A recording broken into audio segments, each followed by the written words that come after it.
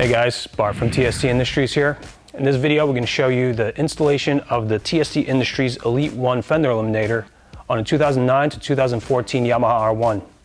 This Fender Eliminator features multi-link adjustability and a fender closeout that will close out the hole left behind by the OEM Fender. This Fender Eliminator enables you to mount your license plate in this location in place of the OEM Fender, or if you choose to, you can also mount it in this location here for a more streamlined look. The installation of this kit is fairly simple. We'll begin by removing the passenger seat.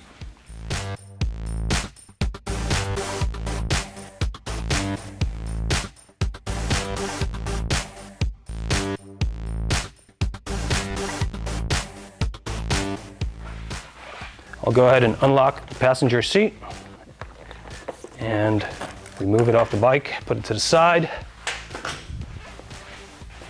this point, I will disconnect the lighting equipment plugs.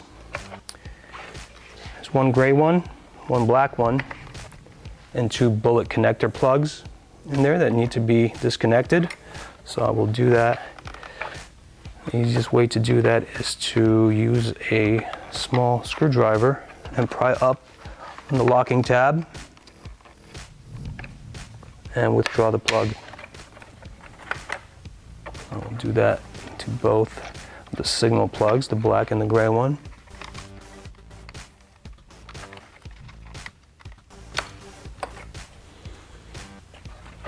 I will undo these from the routing clip here in the sub tray. That will give me more room to work with the remaining two wires that need to be disconnected. You can unclip them from the clip as well, just to get them loose and get them closer to the top. And I will just pull these apart one by one. They're just bullet connectors. These males come out of the females here. And now we'll be ready to remove the bolts and drop the fender off the bike. So at this point we will start removing the bolts that hold the fender assembly on.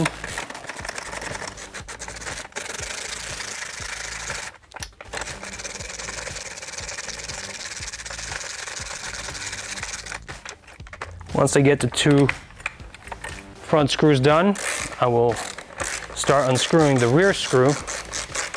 And I will support the fender assembly with my hand from the bottom so that it doesn't just drop. All right, so now the fender is free to come out. Just have to make sure to route the wires so that the plugs don't get ripped off. We'll feed the plugs one at a time through the hole.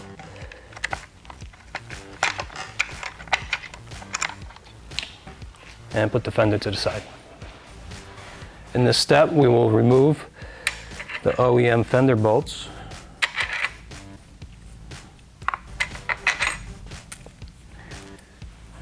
And one thing I want to note is that this washer, this stamped 4-hole washer, gets saved and reused in this location for our Fender Eliminator assembly.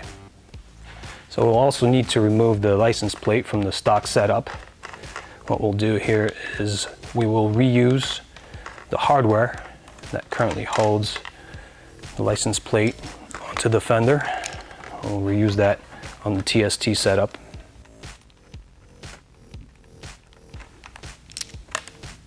All right, now we need to decide if our license plate is going to be mounted in this location or in this location.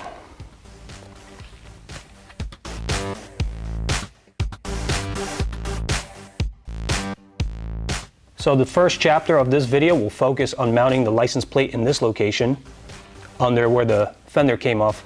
And then the second chapter will be for this location. So let's begin by configuring the Fender Eliminator to the appropriate settings. All right, so for the first configuration of this Fender Eliminator, we will be using these parts and the main bag of hardware and we will put the alternate hardware to the side that is used for configuration 2. So first we will focus on assembling these 4 components together.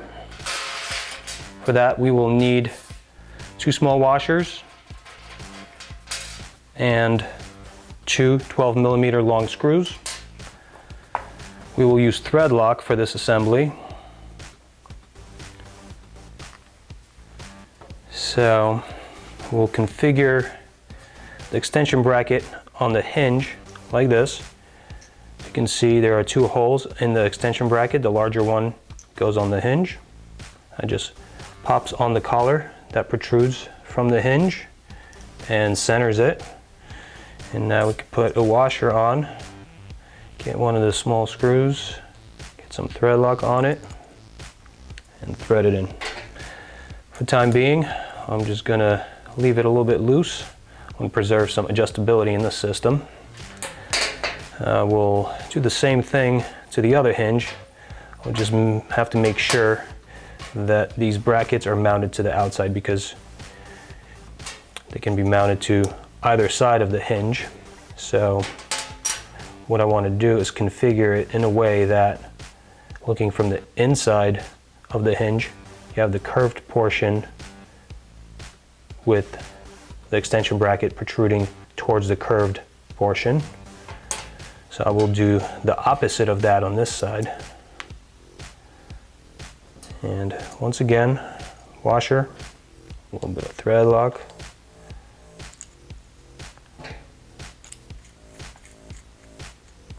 Make sure we have some adjustability. And when you're done, these 2 components should look like opposites of each other. And just to show you how they go on the bike, they will end up like this on the bottom of the closeout. So we will continue by assembling these 2 brackets onto the extension brackets on these hinges. For that we will use 2 of these 12mm long screws,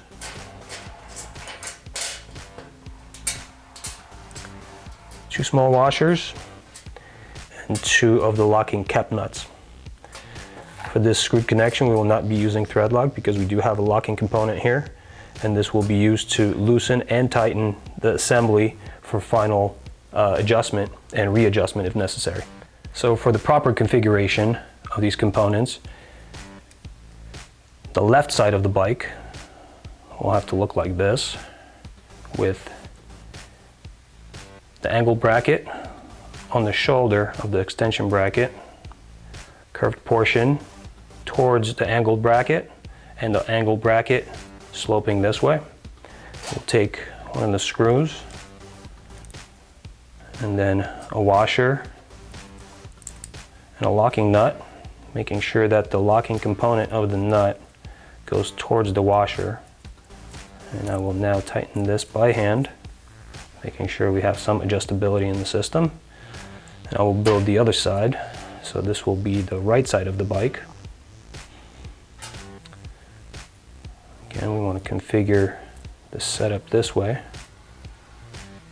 Sloping part towards the angled bracket, and the angled bracket sloping in this way.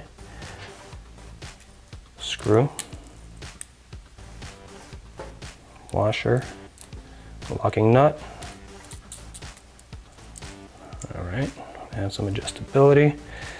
And now we are ready to move on to assembling the license plate bracket onto this setup. This is done with 2 countersunk screws and 2 nylock locking nuts. So for these 2 screwed connections, we will not need any of the thread lock compound because they have locking features. So for this setup, we will be using the middle holes on this bracket. I'll do this one at a time.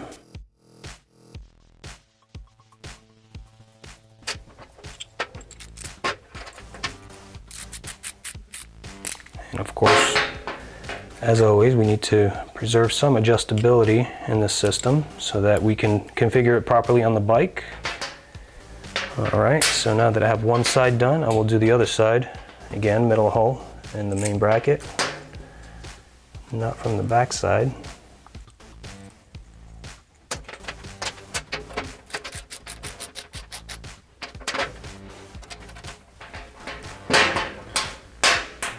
All right, we have adjustability, and this is pre-configured so that we can assemble it onto the bike.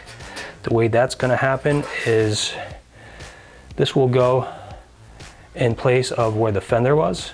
These two screws will drop in through the top and will be screwed into these hinges, and then we'll go through a final angle adjustment, and then we'll tighten everything up and we'll be ready to go. So as a final step here, I will show you guys exactly what the setup should look like from a couple different angles. This will help you verify that you've built this correctly before you go to the bike and start assembling it.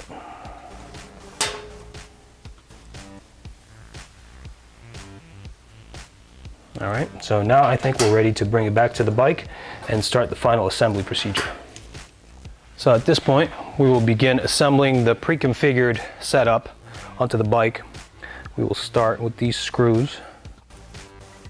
Get one of these small washers over each one of these screws. Put a little Loctite on there. And insert them into the forward holes of the 4-hole spacer here.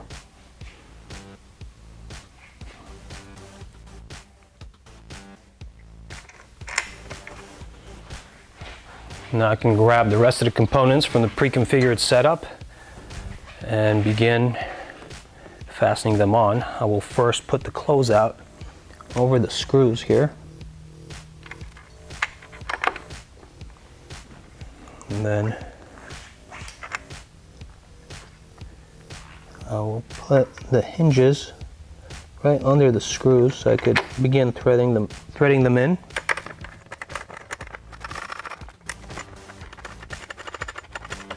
I'll just bottom them out in the beginning and make sure that everything is lined up properly.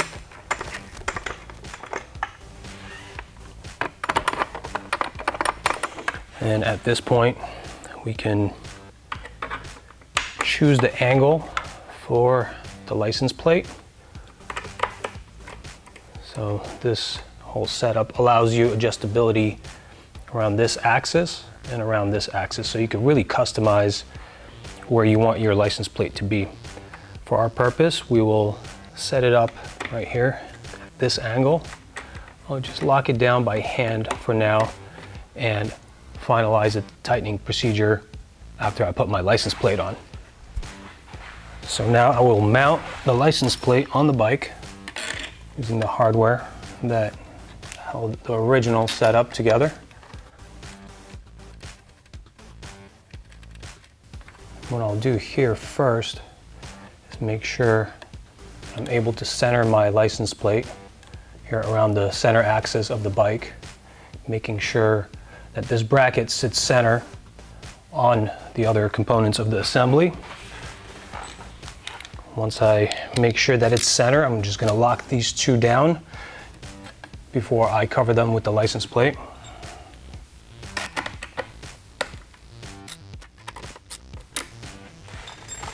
All right, that looks good.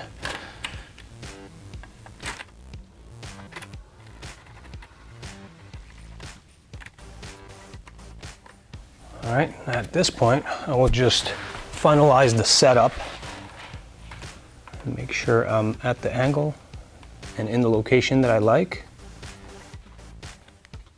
And this is where I'd like my plate to sit.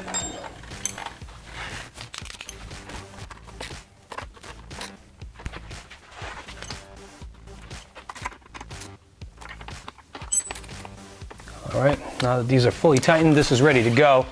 If at any point I change my mind about how I want this plate to sit, I could always loosen it up and reconfigure it, and then just lock it down. So at this point, we'll just replace the passenger seat and then the bike will be ready to go.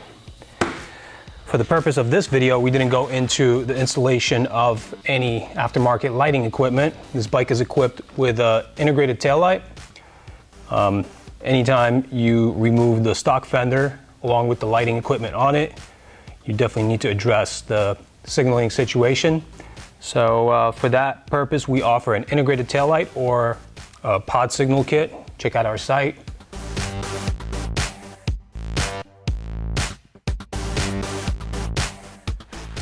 So for configuration 2 of our Fender Eliminator, where you'll mount the license plate in this location, we will need to remove this brace that braces the two rear pegs together. A side note, this installation is only possible if your license plate has lower holes, and if not, you will have to drill them in there. So right now I'm going to remove these two bolts here, and now we'll take the bracket here off the bike.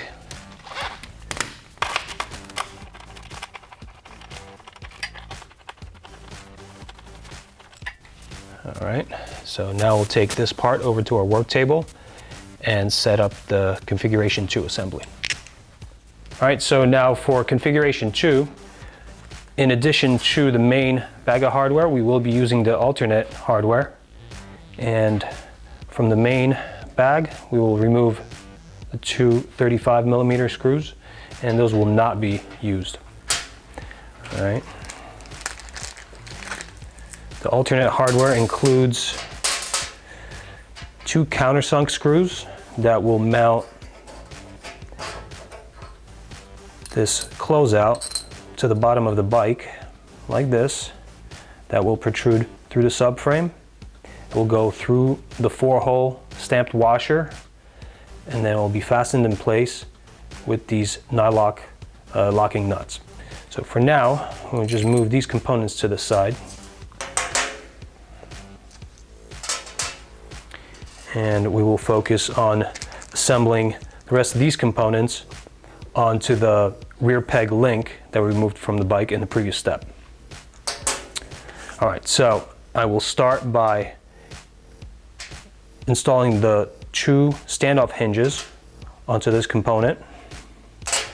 I will take the 16mm long screws that I took out of the alternate hardware bag and put them through their slots here. I'll thread on a standoff hinge until I get it close to bottom out. And at that point, we'll tighten this by hand. We'll still expect some adjustability in here. So the key to this installation here is to make sure that the head of the screw makes as much contact as possible with the material around. So I will make sure that the screw ends up, the shank of the screw ends up making contact with this wall here, and then tighten it down. All right, now we'll take the other standoff hinge and install it on this component, making sure that the curved portion is in the same direction as the curved portion of this one. Once again, using 16mm long screw, I will thread that in. It's always a good idea to use thread lock. So we always recommend that you guys use thread lock on the screws that don't have locking fasteners screwed onto them. Please do that in your installation. Now we have this ready to go. We will continue by installing the extension links onto the hinges. As you can tell, there is a little shoulder on the hinge that accepts the larger hole from the extension. And at this point, we will use a washer and a screw and use a little bit of thread lock on this screw. Get the screw in there, bottom it out, preserve a little bit of adjustability final adjustment on the bike. Do that on the other side.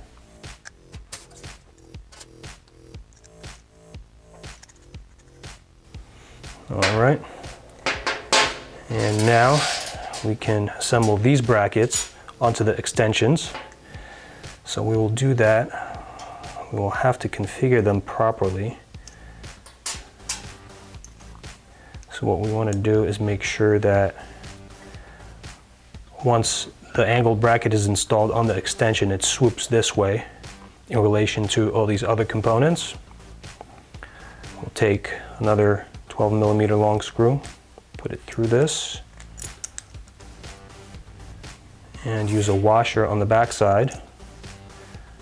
Fasten it down with one of these cap nuts, making sure that the locking component of the nut faces the washer here.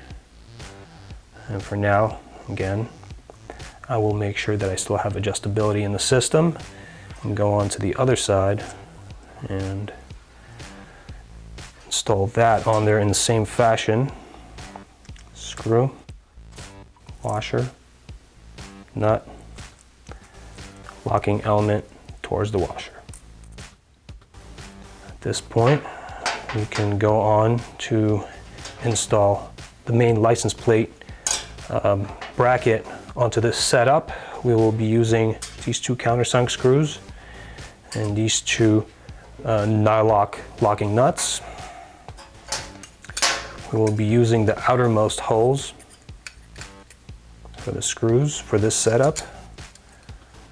We'll go one at a time here. We'll thread on the nut on the back side, making sure the flange faces the angled bracket.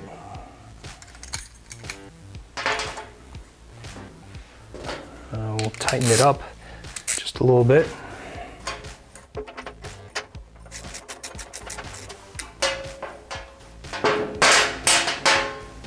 And I want to leave some adjustability here. We'll do the same for the other side.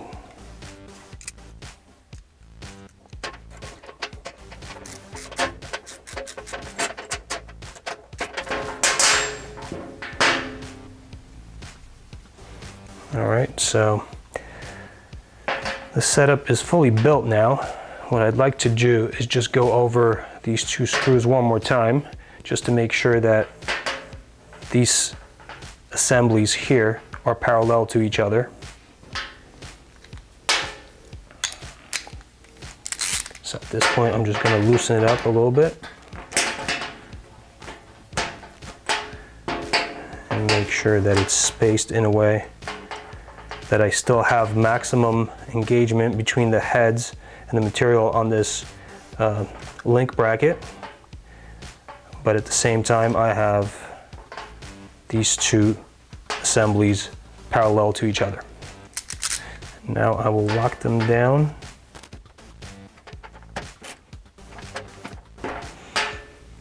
And after this, we'll be ready to install this on the bike and come up with the final angle and location for the plate.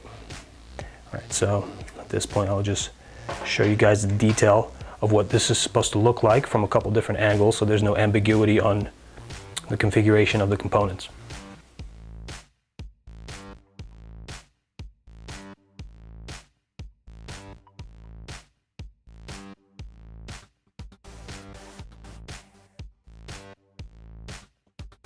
All right, so let's take the setup over to the bike and install it.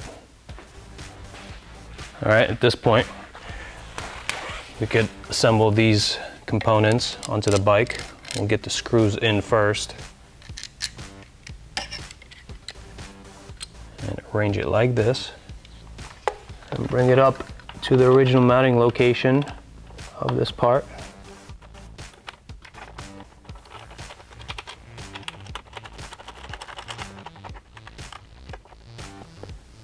I'll just make sure that this is centered, and we'll bottom out the screws and tighten them up with a wrench.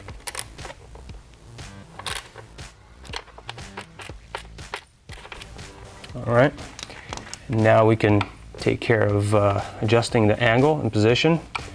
To do that, what I'll do first is make sure that this bracket is centered and we'll lock it down with these screwed connections, and then we'll install the license plate on the bracket.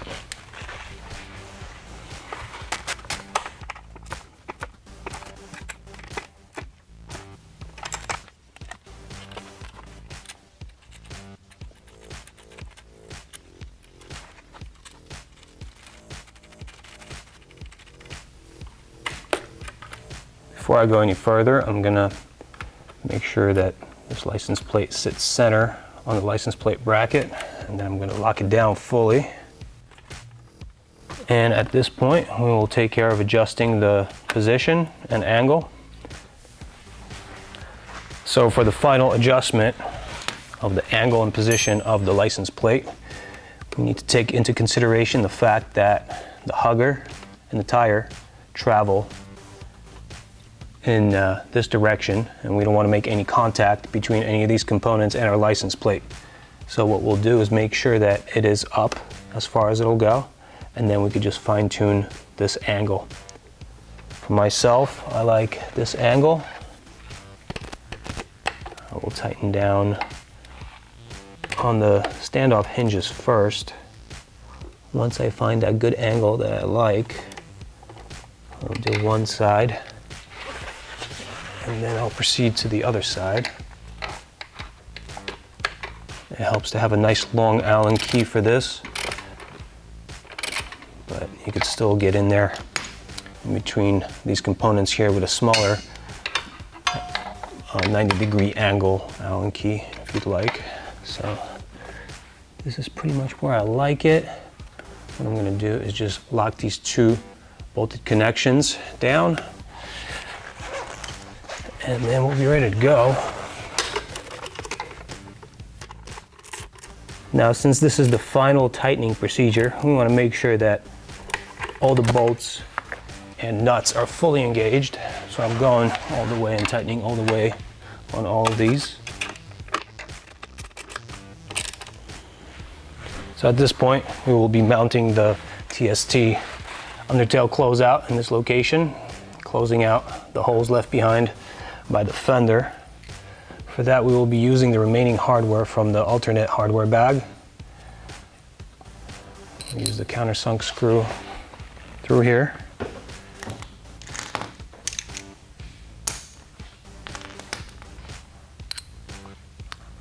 We'll go through the forward holes in the 3-hole pattern here. And from the top, we will need to make sure that we've penetrated the spacer. And at this point, we'll put one of the nuts that came out of the alternate hardware bag on top of this screw. All right, once we engage the first one, we'll do the same with the other screw on the other side. And up top, we'll have to make sure that it penetrates through the spacer. And once again, put one of these nuts on top of that screw.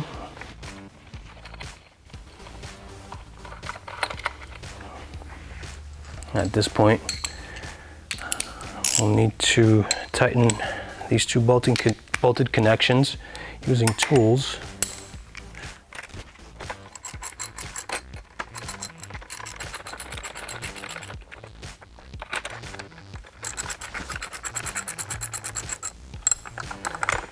All right, before I tighten down all the way, I'm gonna make sure that this is centered and aligned just the way I like it. And it is there. Now I'll just tighten this down all the way. At this point, I can put on the passenger seat, and this installation will be complete. One important thing to note is that by removing the fender, you're removing your stock signaling equipment, so you'll need to address that.